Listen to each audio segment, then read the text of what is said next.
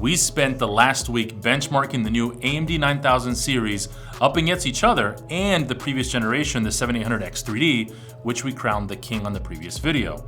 Now, we did give you a little surprise as well at the end. We also compared it against the Intel counterpart so you guys can get a good idea. I hope you guys enjoy these benchmarks, and I'll see you guys soon.